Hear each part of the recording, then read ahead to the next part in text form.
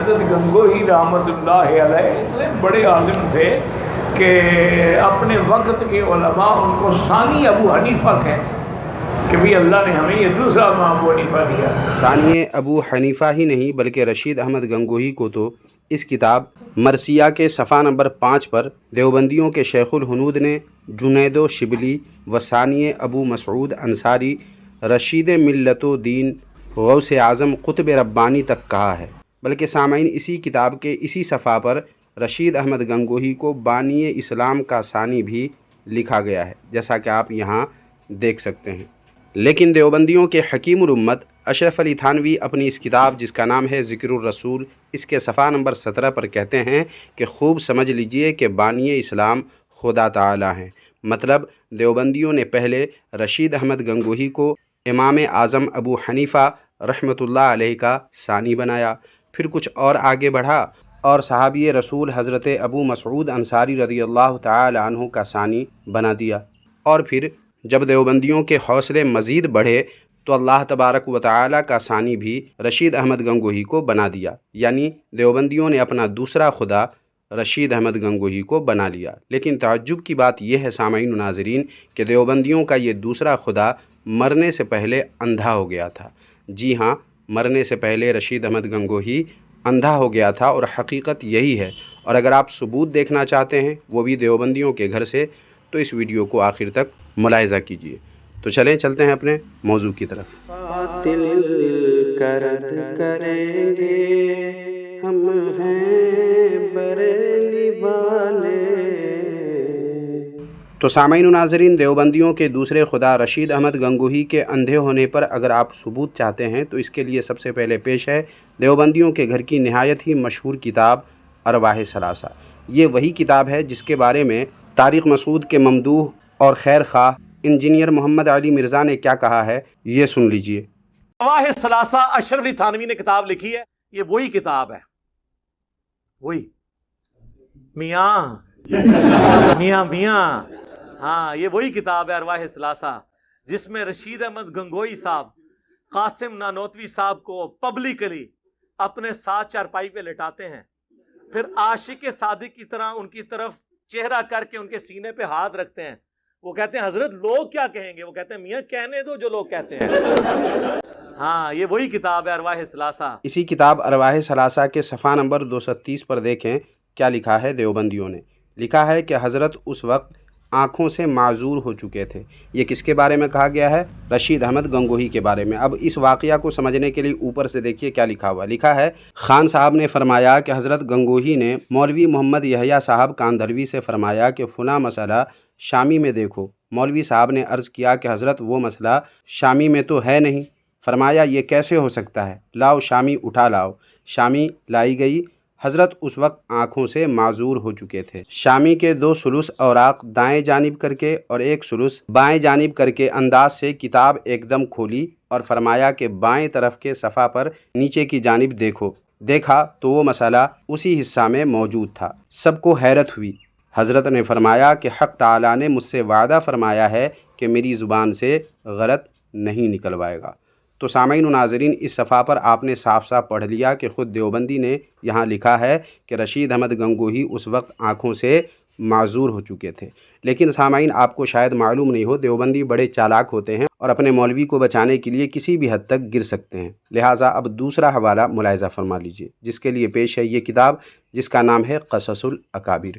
اور اس کتاب کے صفحہ نمبر 140 پر دیکھیں، صاف صاف لکھا ہوا ہے کہ فرمایا کہ حضرت مولانا گنگوہی کی اخیر عمر میں نگاہ جاتی رہی تھی۔ تو سامعین، ان دونوں حوالوں سے، دیوبندیوں کے گھر کی ان دونوں کتابوں کے حوالوں سے صاف ہو جاتا ہے 2 اور 2 4 کی طرح کہ رشید احمد گنگوہی آخری عمر میں مرنے سے پہلے اندھا ہو گیا تھا۔ لیکن سامعین و ناظرین، ان دونوں کتابی حوالے کے علاوہ اب آئیے آپ کو دیوبندی مولوی کے بیان کو بھی سنا دیتا ہوں، جس میں اس بات کا واضح الفاظ میں اعلان کیا ہے، جس کے لیے پیش ہے یہ ویڈیو۔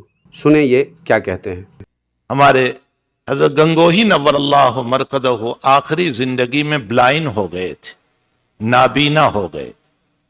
آپ کے خادم خاص، بہت قریبی خادم آپ کی حضرت مولانا یحییٰ صاحب رحمۃ اللہ علیہ جو حضرت شیخ مولانا محمد زکریہ صاحب رحمۃ اللہ علیہ کے والد صاحب ہیں، وہ آپ کے خادم خاص تھے، آپ کے اسٹوڈنٹ بھی تھے، شاگرد بھی تھے، تو اکثر ساتھ رہتے تھے۔